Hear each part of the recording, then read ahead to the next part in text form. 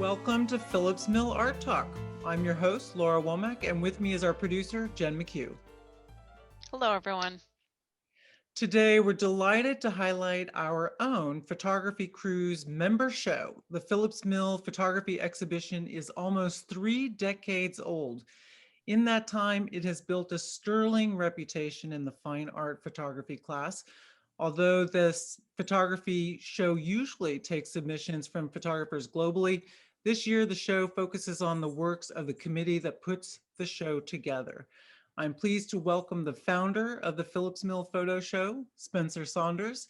Spencer studied photography and architecture at Hampshire College in Amherst, Massachusetts. We don't often see his photos in the show because as chair of the show, he doesn't usually enter, so it's a real treat to see his work this year. Welcome, Spencer. Thank you very much. It's great to be here. We're also happy to welcome Donna Lovely to Art Talk. Donna is a core member of the Phillips Mill Photo Committee. She studied photography at Tufts and then in her wide-ranging travels furthered her studies at Richmond College in London, SUNY Purchase, and Crealde School of Art in Florida. Her award-winning work is in the collections in the US and Europe, including the permanent collections of Orlando Museum of Art and Tampa Museum of Art. Donna, welcome to Art Talk. Very much. Really happy to be here. Right. We're glad to have all of you in the audience with us as well. We encourage you to join the conversation by typing your questions into the Q&A. We'll take those as we go along, so please don't wait to the end. Go ahead and enter your questions when you have them. All right, on Art Talk, we like to get right into the art. So we'll talk about the show background in a minute, but let's whet our palate now with some photographs from the show. And Donna, I know you have some stories from the artist to share with us about some of these photographs as we go along. Jen will, here we go. Oh, yes. Show us the art show. Okay, this is Maria Dreyer's O Bear. And she has a body of work theme, stories we tell ourselves. And you could just kind of envision yourself walking with your teddy bear. And she's created this amazing imagery that's fanciful and fun, and a little sad too with the broken teacups and chairs, but really intriguing work and quite beautiful. That's exactly what I wrote in my notes, is that this is definitely a storytelling image. It almost looks like a painting. I'm not sure if there's a technique that goes to that. Spencer, what do you think? Well, she definitely is developing her own technique. It's really quite special. Work I've seen of hers is usually printed on a watercolor paper, has a very kind of a soft feel. The paper is very toothy and is absorbing the ink in a very interesting, unique way. So it does look quite painterly. She spends quite a bit of time constructing her images and putting them together. And has wonderful, things that harken back to Andrew Wyeth paintings or Alice in Wonderland, and she's just a real neat visionary. She clearly sees things in her head beforehand and then goes out and attacks them and makes them and works very hard on her imagery. I just love the texture of the photograph itself on this. Jim, what is our next image? We have Sue Ann Rainey, Bridge Over Crazy Water. She's doing some great things with this. I've been following her work online, and she's doing, I'm calling it a mirroring technique. Maybe there's a technical term to it, but this is really got a roiling effect in the water. It's, do we know where this bridge is? I don't know. She doesn't mention it. She calls her body of work with this whole series that she's been working on called Kaleidoscope of Mythical Places. So I don't think where it is really matters anymore. It's what she's created, and it's a whole new place, which is rather mythical. And she's working with the patterns and images, and she's actually doing it with her iPhone. Oh, really? Yes. Is that something you can, is the kaleidoscopic effect, is that something you can do with the iPhone, or do you know, is she working on a computer for that? I think she's got an app for it. So it's created. I'm not sure exactly what the app is called. I forget, but I believe it's an app. Spencer, do you know any more to add to that? No, Sue Ann's a really talented artist. I've known her since elementary school, and she's been involved with the show really since the first year. And she was designed our logo early on, and this is just really a great departure for her. She's been working on these kaleidoscopic images for a while now, and I think they're wonderfully successful. It's probably a bridge going over the Delaware, one of our local bridges, a Frenchtown or a Stockton or a New Hope. But again, it doesn't really matter. And I think there are probably 8 separate images coming together to make this one, and they're just seamless. They're really quite graphic and lovely. I agree. She's a painter as well, isn't she? I don't think so. I'm not sure if she's Yeah, actually, yeah, she does watercolors. Oh, really? Yeah, and she's a good cook and baker. She released a cookbook during COVID. Good heavens. She's Yeah. really talented. Yeah, I have one of them. I have it. It's good. What kind of food? Mostly vegetarian, but not strictly, and it's across the board from breakfast to desserts. All right, I'm gonna have to check that out. And Sue Ann's also very involved in a lot of the other arts groups in the area. I think she's on the board at Arts Bridge, and she's been involved with the upstairs gallery for many, many years. And she's just very much immersed in the arts in the whole area. She can be seen in Doylestown some years at the street fairs that they produce that are so wonderful. She's really quite active in the area with her arts and just the love of art. I know she's part of the plein air painters group with Arts Bridge. Yeah, she and I were talking about that a little bit. Jen, what's our next image? We have tall ships. I just love the way this, you would never think that a tall ship is going to echo a mid-century building. And you've got all of these different textures going on from the creamy sky to this chopped up building and then the sailcloth. It's an amazing picture. Donna, what can you tell us about the background on this one? It's just his whole photo style. He's up for pushing boundaries. He likes to explore all the possibilities and seeing the whatever's in his mind's eye. And I think you nailed it on the head as far as he sees the patterns and the shape of the building and the ship and creating man-made versions of structures. One's floating and one's solid and stationary. And but then he's created kind of a soft mystical effect to it too. And very That's a textural. great point about the floating and the solid. Yeah, Spencer, what do you think? He had to have this, he had to be set up right at the correct moment, didn't he? Yeah, with a big lens too. This is kind of a departure from what I've seen of Dutch's work. Philip, he's goes by the name of Dutch. He's a ground glass view camera kind of guy from the 70s. He's been doing photography since he was a kid and really is used to setting up the shot and getting it right and being prepared and making sure it comes right out to all the corners just beautifully. When the building was built in the background, kind of separation, I was told this building was designed to look like a cruise liner, coming into port. And you can see the stacks up on the top of the building. They were originally designed to kind of mimic what a big ocean liner would look like. So I think it is a kind of a juxtaposition and one of kind of play on the architecture of the two, a boat and a building. Wow, this photograph gives and gives, doesn't it? It really does. Keeps going. That's the true mark of a successful image, that you can keep looking at it and get more and more out of it the more you look at it. Very good. Excellent point. Jen? Now we're coming back up to Bowman's Hill Bridge. Nora Odendahl. Donna, what can you tell us about it? Well, she's got a series. Her body of work is Leaf and Flower, and she used to do a lot more architecture, but now she's more into the natural world, and she likes playing with lenses. I think she uses Lens Baby and tilt shift lenses so that she gets this kind of beautiful soft look, especially around the edges, and gives it a very dreamy quality and very painterly and just gorgeous in the way she's captured the light and the softness of it.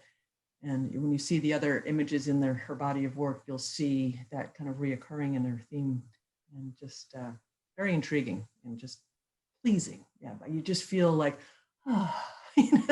just a gorgeous, gorgeous shot. I was And She's Nora been is in. actually a lot like that herself. She's very comforting and pleasing, rather soft-spoken, but really lovely and very articulate, listens well. And when she speaks, she's always spot on. Nora has jumped up and has volunteered to do the photo show's newsletter. She has produced one version of that. I think we're in our 6th or 7th over the last just 2 years since we've come back with the pandemic on our back. But she also helps get the word out to other clubs in the area that our call for artwork is coming up. So she's been involved with the show for many years. She's been an award winner, I believe, multiple times, and rather large prints, 2024, and really kind of a beautiful soft focus in a lot of her work, and very floral quite often. So this is quite lovely to see. It's really neat to have the architecture in there. I want to come back to you in a second. I want to talk a little bit more about the newsletter and the work that you all have been doing for your members, which I think is outstanding. But I just had to comment on this one coming from the art committee at Phillips Mill. This particular photograph is like coming home. It just makes me really think of the paintings in the Phillips Mill art show. And then when you start looking at it, you think she's done a lot of interesting things here with the depth of focus, or maybe that's with the, I'm not sure what you call it, with the edges that have a much softer focus. But it really brings you in. You still have some sharp focus in the foreground, but then you go right into that bridge. Yeah, it's kind of almost good lead lines to a certain extent. It just brings you in a almost circular oval shape and the arch shapes. It's just, there's some repetition there. You know, there's a lot of the elements of a strong image. It's a very good Bucks County photo as well. So let's talk for a minute about the photo show that this year you're doing something a little bit different. The main photo show itself is the member show, highlighting the work of the committee. Tell us about that decision, Spencer. Why are you doing it that way this year? Um, the photo show has been run by a committed group of local artists over the many years, but they were never actually Mill members. So when the photo show kind of dipped and stopped 2 years ago, when we came back to bring it back, we said, let's really change it up a little bit and let's give something back to our members and the people that actually help create the show. So we were looking for ways to kind of create perks. I hate to say it, but we've always asked for artists to submit bodies of work to our jury show. But then the weird thing, the esteemed juror comes in and takes their favorite one or two. So the body of work concept and speaking with a visual language has now been interrupted. And we look at the walls, 130 plus or minus images every year in the jury show, and they're just parts of these wonderful bodies of work. And only a handful of us that have been there on jurying day have seen the entire body in order for the jury to see. So we thought, wouldn't it be wonderful to just allow our own group to have a show where no one's jurying it and we can show everybody the entire body of work in order and speak with this language as it was kind of intended. So that's the impetus of it all. All right, that's great. It's a great benefit, Donna. What do you think? Absolutely. You know, we've got, there's probably a good hardcore, maybe 36 committed volunteers that were eligible to be part of the show, and 29 chose to be part of it. And we have 213 pieces in the show. You had up to 8 to put in. And it's just a great way to say, listen, this is my work. This is a great place to see it. We're promoting it in every way possible so that it's out there, and it's not just for us to see each other's work. We want other people to see it, and God forbid, buy a piece perhaps would be great too, and so they can take it home and enjoy it forever. And it's just a way to say other ways to get it out there, because so often I think artists in general, you kind of work in your bubble. You know, you work and you're very solitary, you're doing your own thing most of the time. And this is a way for us to get together, share ideas, share the visual pieces of what we do, and to then share to a greater audience is a wonderful experience and opportunity. And getting it out there on Instagram and Facebook and the emails and whatever else doing this program, it's all terrific, and giving people a chance who don't normally, as Spencer was saying, you don't get to see a lot of their work. And if that one person who's the juror doesn't like their work or enough of it, you maybe you don't see it that year or the next year and stuff. So it's always subjective. So it's nice to say, okay, this is what I do. Check it out. Let me know how it goes. Yeah, you all have done an outstanding job with social media. I mean, it's like a photography show every day on your Instagram. I'm more of an Instagram person. I've been enjoying that, but also you've another benefit I think you've created for your members that I admire very much. Spencer, you were talking about the newsletter that you've created, and it's almost like an arts journal. What the photographers are writing about their work and the way they pair it with the images that you show. It's a really nice, it's a nice product that you've got. Well, we have created our own little backyard that is unique. Um, Everywhere across the United States, there are photo clubs and groups that get together, and as Donna said, share their work, inspire each other. What are we working on? What are we thinking about? What's the hottest new camera or lens? All that stuff. But we're kind of an annual clearinghouse for all of them. We have great relationships with all these clubs in the area, from Princeton to Churchville to Quakertown, Frenchtown, all over the area. And these groups work in their own bubbles. But they come together once a year, and their strong shooters from their groups submit work to our show to see if they can get in and be a part of our show. So we have always embraced the personal work that photographers are very, very important. It's different than the work that we do that is popular or might sell or looks good or my mother-in-law loves. The personal work that we work on might not be so pretty. It might be blurry. We might be working on something that we're not sure what we're saying yet. It's a work in progress, but we got to get it out there. We're not sure why. So it's kind of this cathartic thing, and we become known for that. So when we ask people for a body of work, we're asking for the work that it might not sell, sadly. It might be blurry, but it's wonderful. And it's so I think the artists really appreciate what we're bringing to the table for them and with them too. So tell us a little bit about how you founded the photo show. Oh, goodness. I was fortunate enough to get a scholarship to the Pennsylvania Governor's School of Art in high school. And in the evenings, we were just living photography all day, every day for the entire summer on a college campus.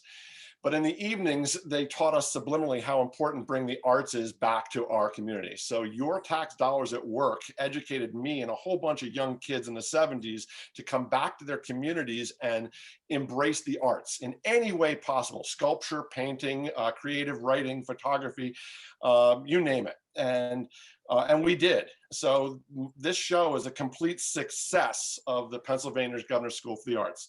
I came back from that and asked the art show if they would be willing to add a new category of photography. So they have painting, sculpture. In the 60s, they added mixed media. And I thought, well, why not in the 70s add photography? Well, that group of people said, no, we'd rather not. So I went to the board of directors behind their back. And I said, do you think you might make them include photography? And they laughed and they thought, that's kind of fun. No, we can't do that. But they offered the building to me for 3 weeks in the spring. So that's how it actually started. So I was frustrated. I was very successful in getting my work into shows and magazines and winning awards. And it was wonderful, but it wasn't gratifying, because I was submitting work that they wanted to see and I was getting in, because I was answering their questions. I was reading who the juror was. I was looking at the history of their shows, and I submitted work I thought would get in, and it did. But once I submitted work to a show in Philadelphia, and Dwayne Michaels, one of my all-time heroes, was the juror, and he gave me an award. And it was the most gratifying thing that ever happened. And I wanted other artists, photographers, to have that same feeling. The work that they did for themselves get appreciated, get an award for the work that might be blurry and people might not understand, but it's from your heart. It's what you're passionate about. This is your subject. This is your look. This is your size. This is the way you operate. This is what you're saying. It's a visual language. So it seems odd to me that we have to have titles. because if a picture's worth 1,000 words, what don't you get? I mean, you come to the photograph and you bring your history to it and you tell me what you think. But in any event, that's really where it all came about, from those experiences as a child. I see. Sorry, Donna, go ahead. No, nothing. I was just going to say, I mean, it seems like it worked out really quite well, Spencer, because, the photography show has gone on for almost 30 years. I think next year is your 30th anniversary. And, now the community and Phillips Mill has a very prestigious photography show. So I think that worked out really well. But it's sort of a story that maybe is part of photography history, that the recognition of photography as a fine art, or its inclusion as a fine art, has always been maybe questioned by some people. That it really, I mean, I was thinking about it. It's really a technical innovation in its origin, right? And then it's been used a lot as a technical exploration as well. I'm thinking of like Edward Muybridge and his motion studies and that sort of thing. So this, the story of the Phillips Mill Art Show is, in a way, it's the story of photography its whole life. I think it's different now, isn't it? What do you think, Donna? Well, absolutely. I mean, photography has technical aspects to it, but the way that you get to the artistic part of it is what happens when you take those technical aspects and use them in an artistic way. It's the means, it's the paintbrush of photography, of the photo. And we had a little conversation earlier about what's a fine art photo versus maybe a snapshot or something. And I think a kind of a quick explanation is fine art is what you maybe put in a frame and put on your wall. That's not your family or your dog. But that's very simplistic, but to a point where it's something that not every photo is fine art. Not every painting is a fine art painting.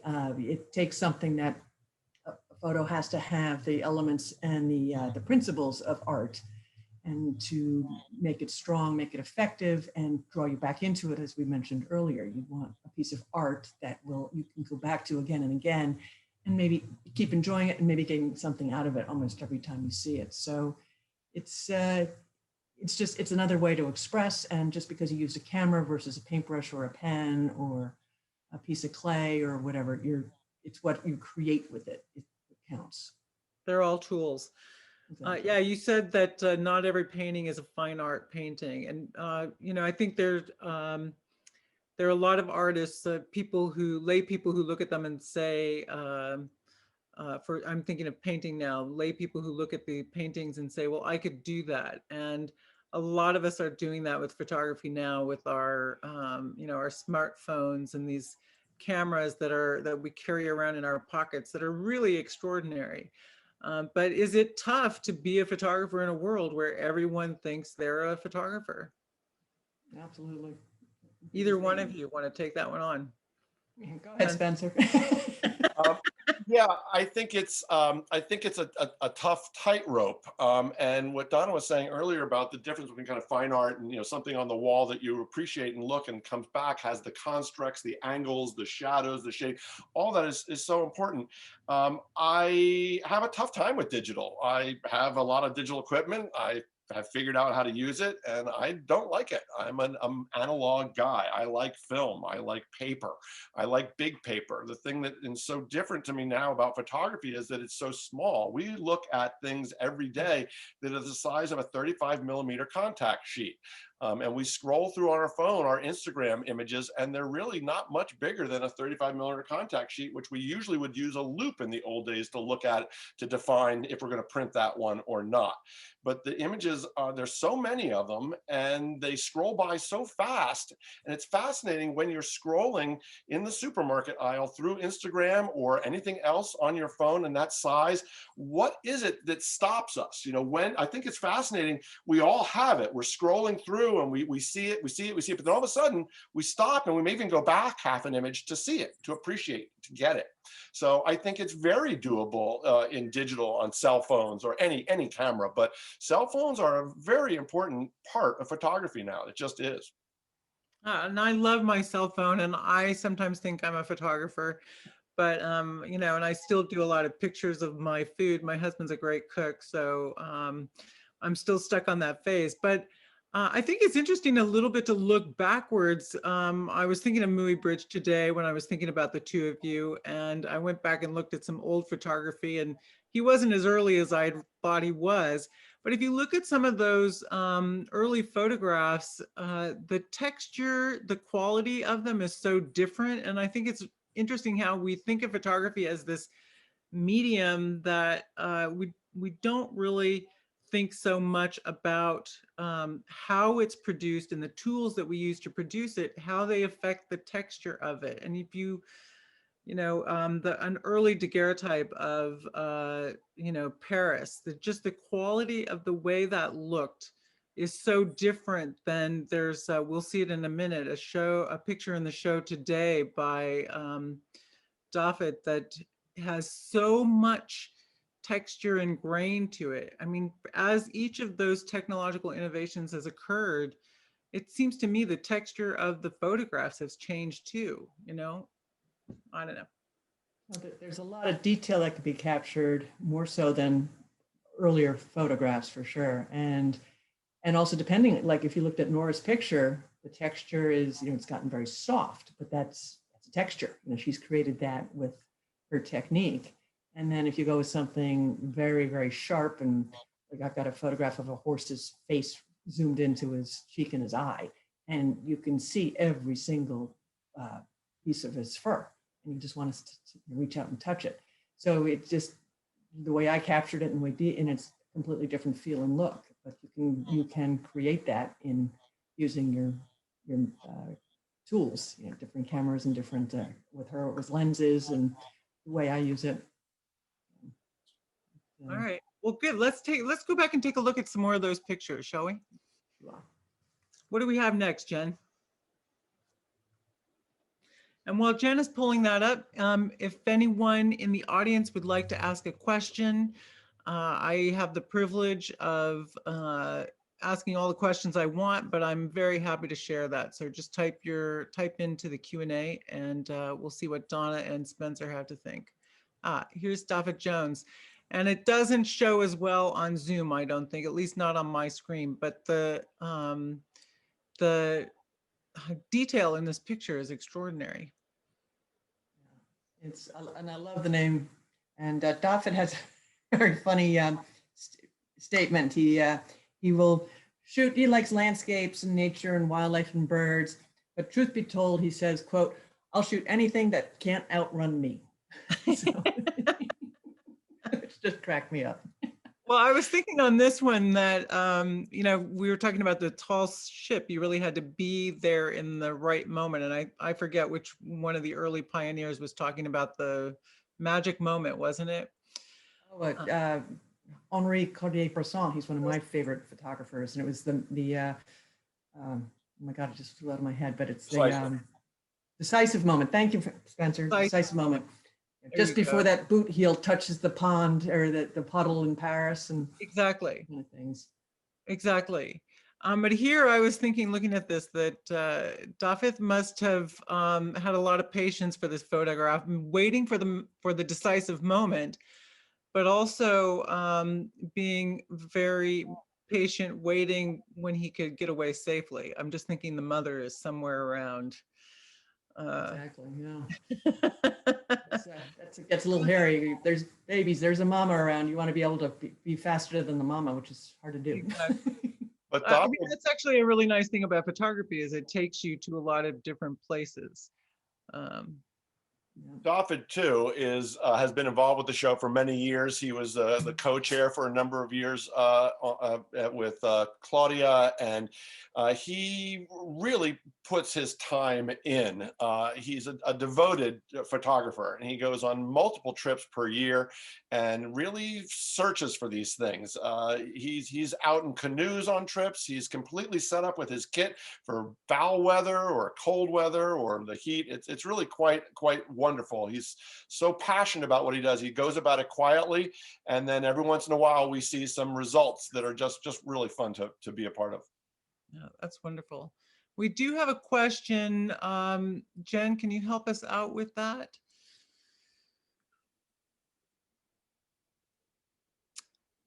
Oh, Jen, you're muted. Sorry. That is Zoom. At least once in a Zoom. Of course it is. We're all still getting used to this. It's only been a year. So Patricia wanted to know, and I think this goes to Spencer and Donna, is the consensus that it is impossible for digital to render art photography? Oh, no. Mm. No, Big no. no. Digital has taken over. It is absolutely the way to shoot these days. There's no question about it. Film, dark rooms are old school. It might as well be done by chromate. It's almost a historic process now. The chemistry, the danger of being in the chemistry, getting rid of the chemistry in the land, our septic systems. All of these are big questions that were never really answered. We just kind of moved past them with digital. But yes, digital is the leader. And it is amazing what can be done. Donna mentioned earlier the difference between a sharp image that she can take of a horse's, face versus the soft texture that Nora has laid into that image of the bridge in the woods. That's a mastery of the technology of working in the shadows of the numbers, understanding an ISO and its relationship to the f-stop and the shutter speed and the light that's there, or tripod. So many different independent elements go into the choice that the photographer makes, and digital has more. You can change the ASA or the ISO from picture to picture in digital. You used to have to devote an entire roll of film to that speed, and you were stuck until you finished that 36 or 24 exposure roll. So no, digital is the king. It's amazing, and a lot of beautiful work is coming out of it. Yeah, absolutely. And you can be even more creative. Whatever you can dream of, you can basically create via digital. It gives you such a breadth of opportunity to do that. And you can create a very darkroom-like kind of photo, like Spencer creates unbelievable black and white photos. And you may or may not realize it was done with a digital or it was done with film. And that's the key. That's the key. And it took me a while before I jumped off, as I call the digital cliff, because I was waiting for it, the quality of the cameras and of the process and of the development and all that to equal a darkroom. And it did a while back. And I think you'd be hard pressed to tell the difference in a lot of work. So can you get those, can you get that daguerreotype feel? Can you get the old silver? Yeah, you can do that. Whether you can actually print on silver halide type of paper, you can use different filters and different techniques, and through Photoshop and in Lightroom and all kinds of other plugins. So there's lots of ways to go back, and you can make a picture look like infrared without using infrared film. So there's ways that it's been replicated. And I miss the magic of the darkroom, having that blank piece of paper come into an image in the darkroom. I do not miss the chemicals. That was not the fun part. But to Donna's point, there's so much more now than there ever was. I hate to just say there's an app for that, but the creativity, the technology is so there for you and so realistically priced. It's not really a price point that's stopping you from being creative. It's yourself. You can go anywhere you want photographically these days, even on an iPhone. You can take that picture and instantly put it into a little bit of an app software and start moving the colors around, or the saturation, or the focus, or the depth of field, and you have incredible choices on a phone of what to do with that image. And when you're done, you spit it back into your library, and next thing you know, it's online. So it's remarkable. All right, well, great. I know we want to get back to some of the images, but our friend Jim has joined the conversation, and let's see what he has to say, and then we'll go back to the photography show. Yep. Jim's question is, and it relates to what you all were saying, if everything is now digital, but Spencer still said that he is still working with film, how many still work with film and dark rooms and don't rely on Photoshop? So this is kind of continuing this conversation. Yeah. Right here. I think it's an interesting thing. Just like we mentioned a while ago, a daguerreotype or a gun by chromite being categorized as a historic process. People are now starting to experiment photographing with film and then having it scanned and then working with it in their computer and printing it digitally. So they're morphing the two together, and that's becoming quite a large school of thought. So some people like the grain and the tonality that they say only film can give them. Whether they're right or wrong about that, that's where they land. So they shoot with film, it gets scanned, and then they're digital from there. And they're able to make bigger prints. And to Donna's point, no chemistry, it's clean. They don't have to own a darkroom to do it. So it's really, really great. All right, good. I think Jim added that he was art directing photo shoots before Photoshop. So there you go. All right, keep those questions coming. We're going to go back and look at Daphne's picture, and then we'll move on through some more images from the photo show. I have to stop myself from saying art show because I say that so much. All right, so with Daphne's picture, I think we also had somebody was talking about a decisive moment, stacking up these bears, Jen? Yes, Samuel said that Daphne's picture is above all a great capture. It is not easy to stack up 3 bears. I think we would all agree on that one. Nobody wants to do it. So yay, Daphne. All right, what's our next image? We have Souls Departing.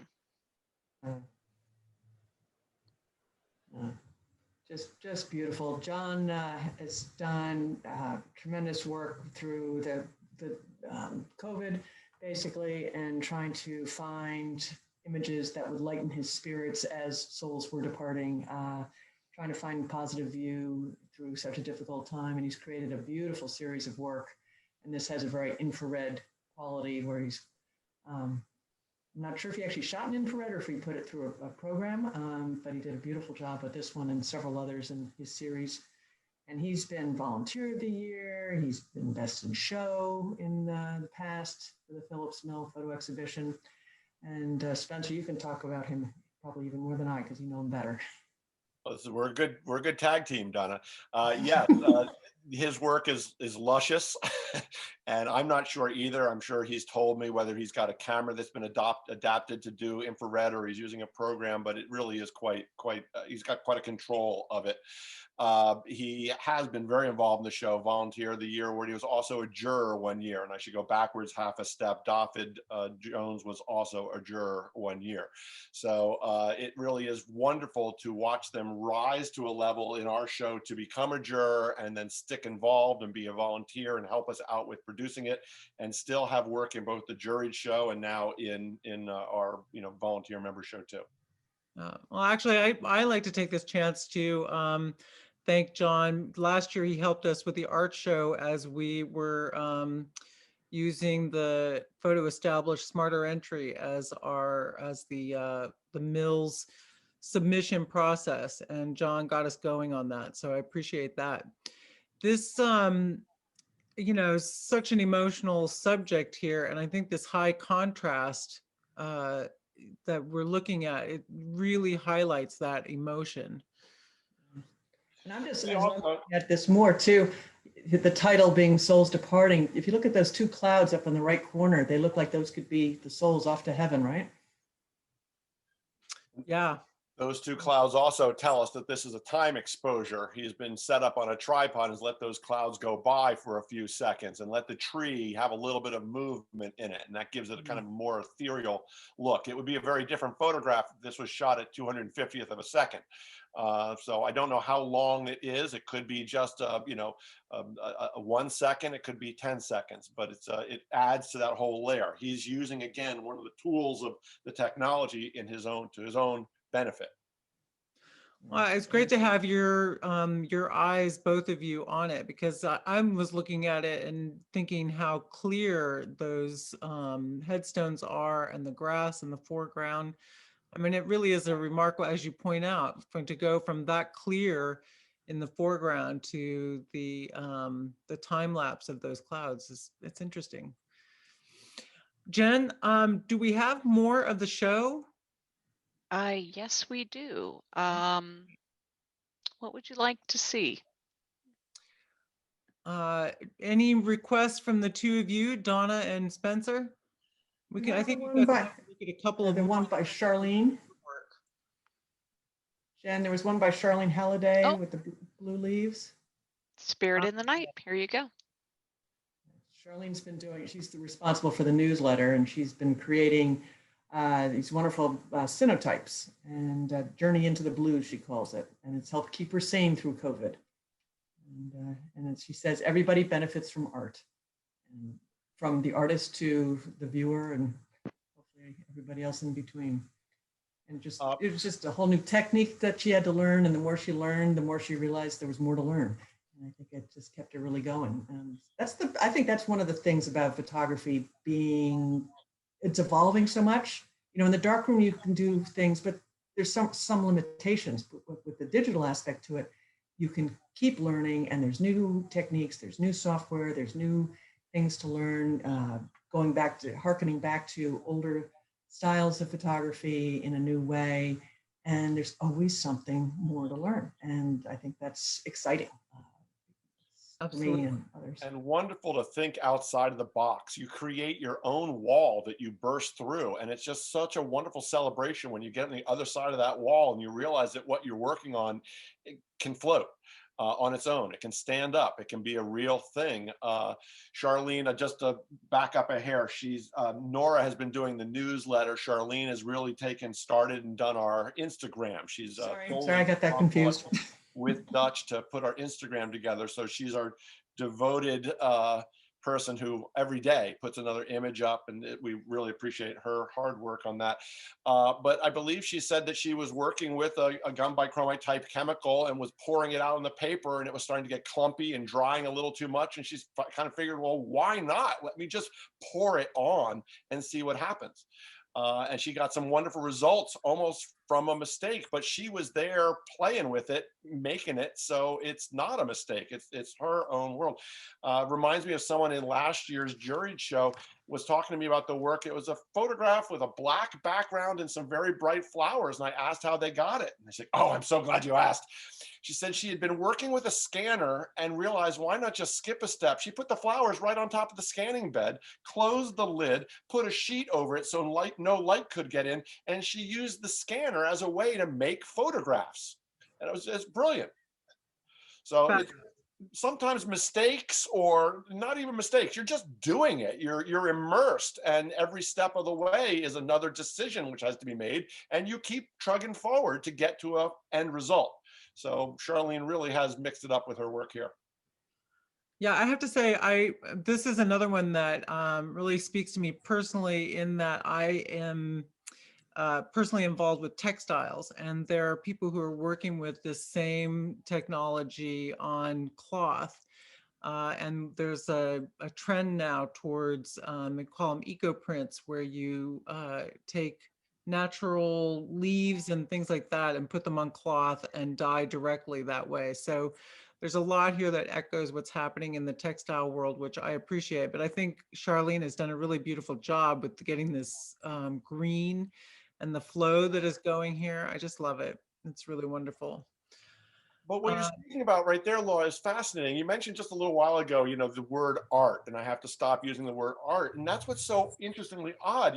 Photography has gotten a tough start. It was Stieglitz and Steichen back in the 20s and 30s that started the F64 Club and started being a proponent for photography as art. And then the Modern Museum of Art was really one of the first real large groups that said, we're going to do this. We're going to have a photography department, and we're going to have shows, and let's take the hits that we might get because we're taking wall space away from art, but let's jump in. And they did so in a great way, and they still support photography in a huge way. But that's where these things bridge. What Charlene is doing starts with a photographic medium, but what she ends up with is art. It's her art. It's very personal and passionate, and it jumps over fences, which I think, oil painters, watercolorists, they experiment with their medium just as much. So everyone does. A sculptor, a potter, a weaver, we all integrate new ideas and interesting things of our own.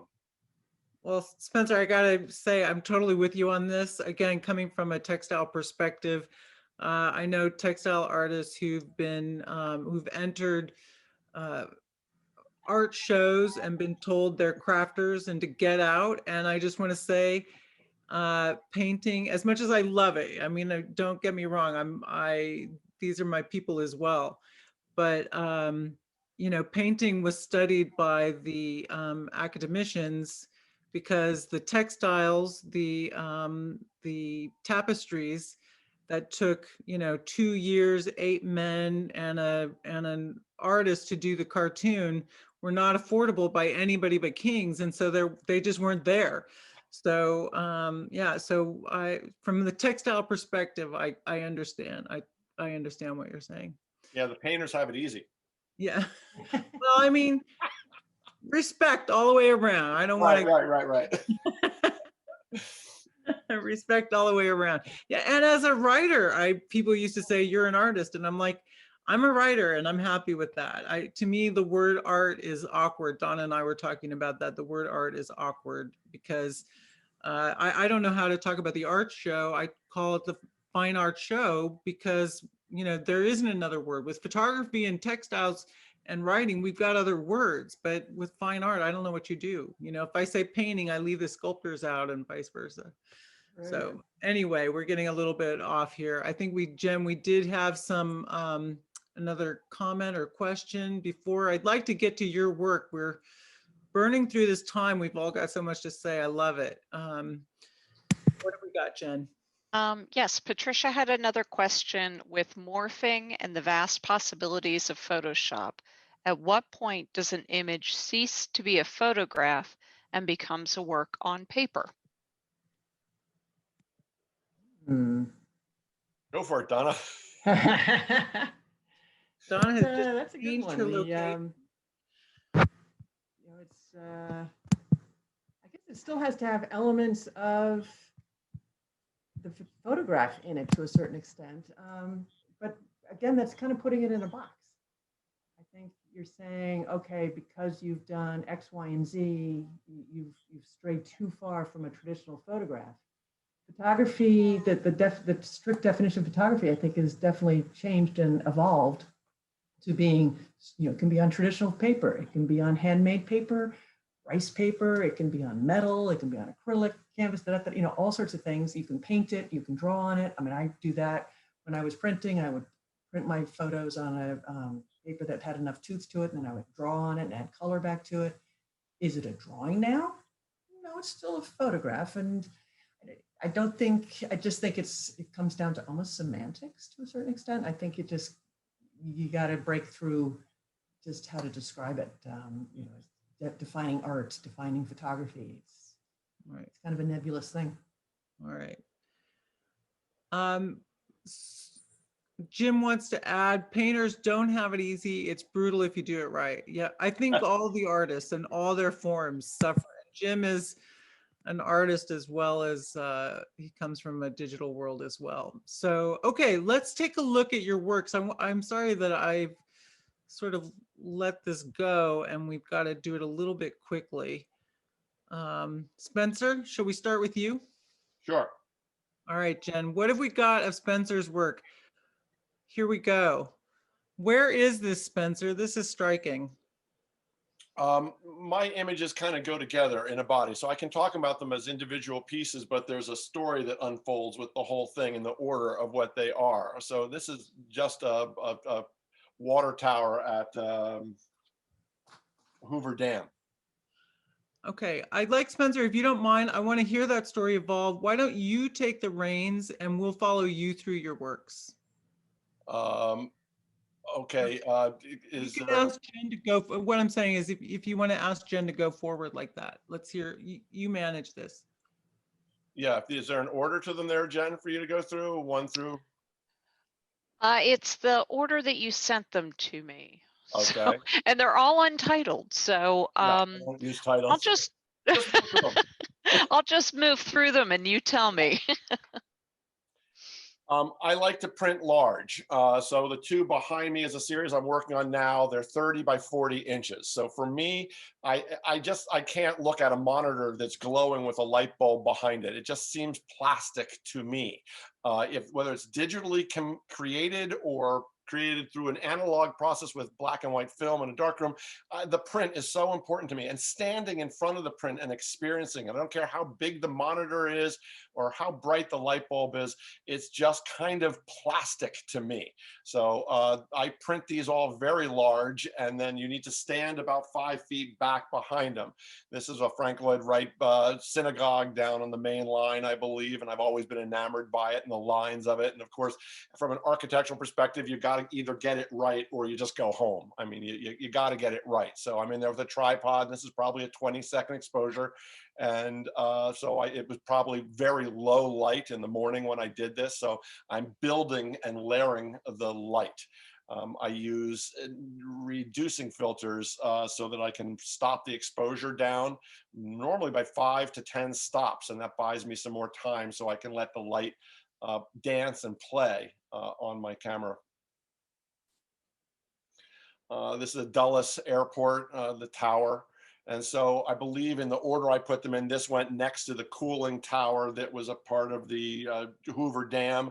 So they're two large upright things. And it's very important to me, the layout and the order that they're in. One image leads right into the next, and the angles from one go right into the angles. I always shoot full frame, and I'm very, very concerned about my corners and what comes into and out of my corners. And then that leads me into my next images, which will then hopefully kind of work the same way and lead the eye through from beginning, middle to end.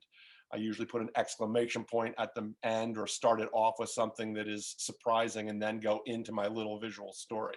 But I am severely dyslexic, and writing and reading are very, very difficult for me. So speaking in a visual language has been a very important part of me kind of feeling good about myself and what I'm putting out there.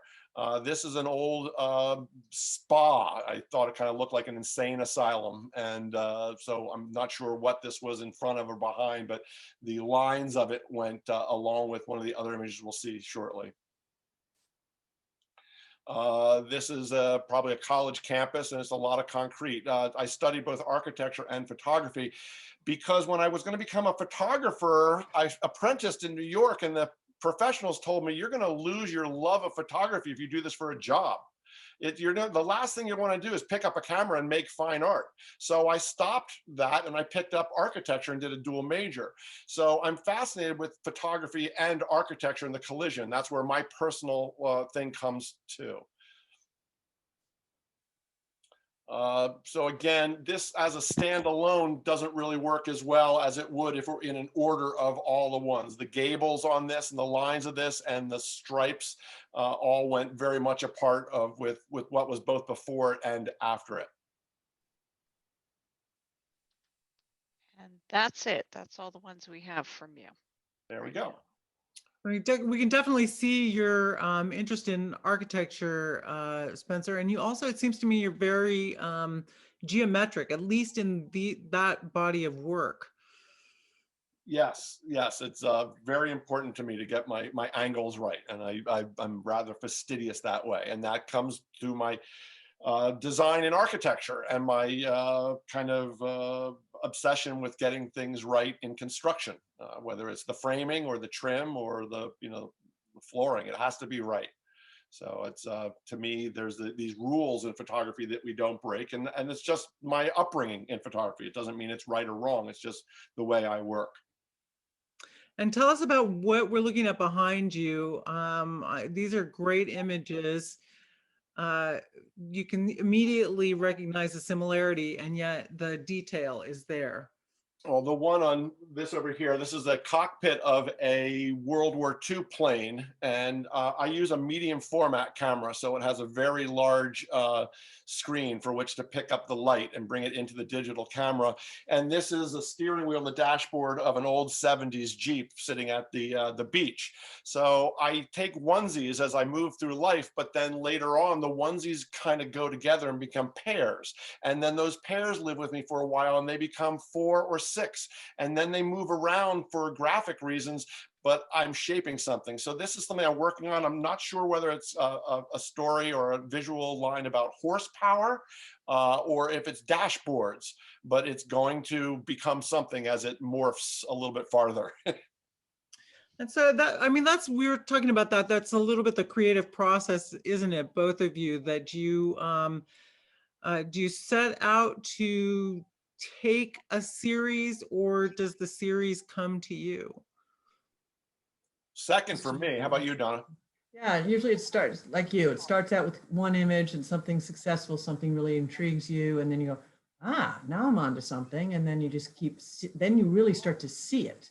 It might have been there the whole time, but then you're really seeing it and focusing on it, and you add some more, and they do grow. And or somebody might even suggest something. Do you have a picture of, or do you ever take pictures of? And then you start seeing those images. And once you get that successful one, it leads to trying to replicate that, not that image itself, but another successful image that will tie together. And then you find out what you're interested in, I think. Yeah, and I have several different series going on at the same time, because I've never been able to pigeonhole myself and only take images of one certain theme. So it's been fun. People say, "Oh, do you take pictures of it?" Well, yeah, and that, and that, and that. I take pictures that interest me. You know, what intrigues me, what I see that's interesting, maybe not beautiful at the get-go, but hopefully what I've done with it once I've captured it, it becomes interesting / beautiful / soothing, intriguing, etc. That's great. Well, let's take a look at your work, Donna. And would you like to, as Jen pulls it up, would you like to take the helm as well? And I'll let you go through it yourself, or do you want me to go through it? Yeah, I'll be happy to talk about it. So one of my series is on fog. I'm intrigued by fog, trying to capture the fog and make it interesting. And it's early in the morning, which is not usually my strong suit, but I do it anyway. And people are allowed to call me, wake me up if it's a foggy morning. And I like the movement in this, with the geese taking off and framed by the leaves and the tree branches. And that's down in the Delaware River. And so that's one of them. We can move to the next. Okay, so these are not going to necessarily be in it. There's another foggy shot, but anyway, this is another series that I'm working on is abandoned series. So things that have just been left to fall apart or whatever. And this was in an old shack in South Carolina, this gorgeous upright piano that had seen much better days, and the veneer is peeling off of these keys, and the stories it can tell. I love the texture, I like the lead lines. And I shot it in color, but then did it in black and white. And I, having started in a dark room and stuff, I see things in black and white a lot. And I think it can tell the story more successfully for certain images, but not for every image. So it's not a hard, fast rule. And so the next shot, let's see, there we go. So that's the whole piano. And just put my lens in an open door and got this beautiful piano. And it's, again, just the stories, the lighting was perfect, all the textures, the rusted metal.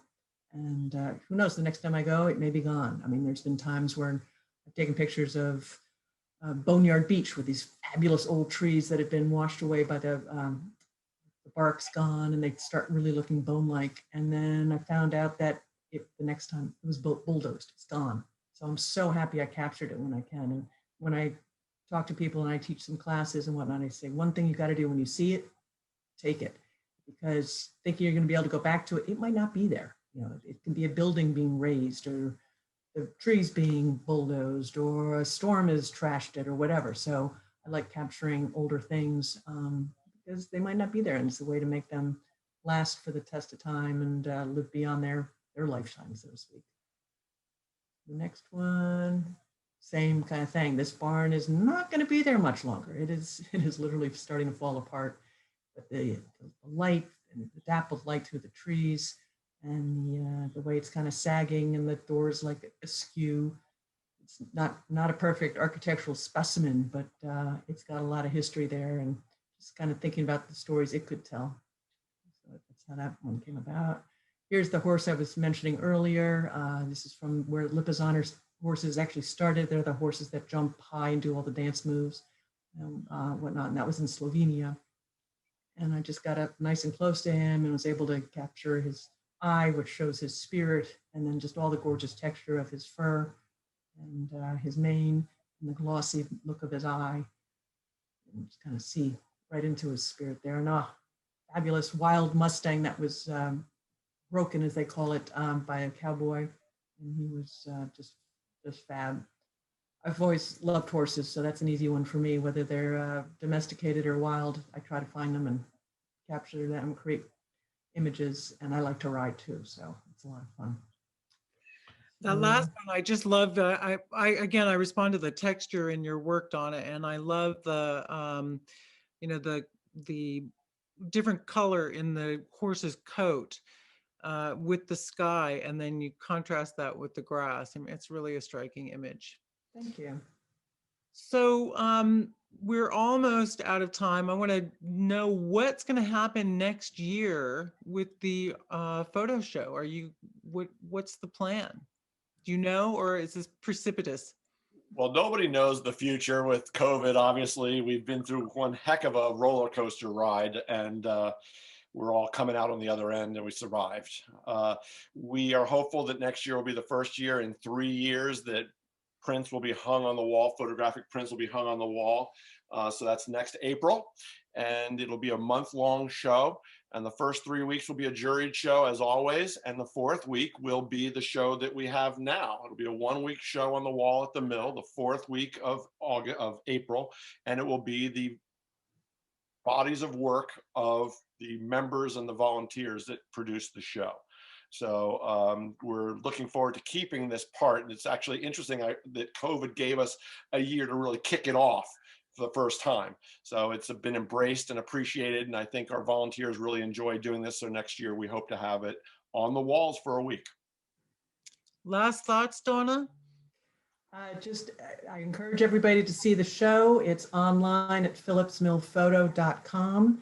There's also a wonderful video that Dutch put together and to music, and you can just put it on. Great music track, great way to see the show and spread the word, let people know, share it. It is a terrific show, and we thank everybody that's been involved with it. We're proud to be part of it, and I think it's been a good creation, and we look forward to seeing it. And if I may make an extra plug, there's a New Hope Arts spring salon for members that I'm a part of right now. So it's an actual live show, believe it or not. So they have it both online and in the gallery. So I've got a piece in that. I think Sue Ann is in that. I think there's some crossover. A few people are in that, that are also part of Phillips Mill Photography.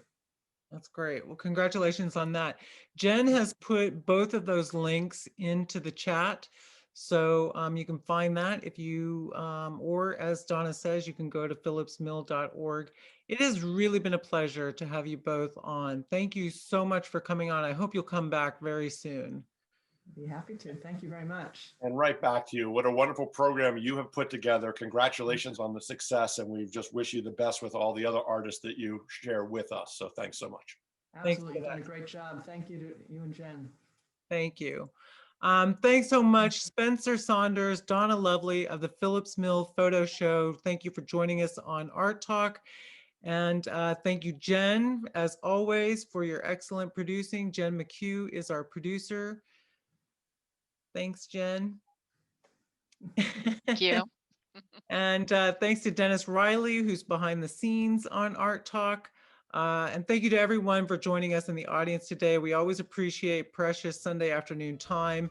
Next time on Art Talk, we'll talk about how art, which is a form of communication after all, can foster long-term friendship. We've got Tom Chesser and Richard Lennox, two distinguished local artists, will tell us how they met years ago at Phillips Mill and how their art friendship has enriched their life and their work. That's April 25th at 5 p.m. This is Phillips Mill Art Talk, and I'm Laura Womack. Good night.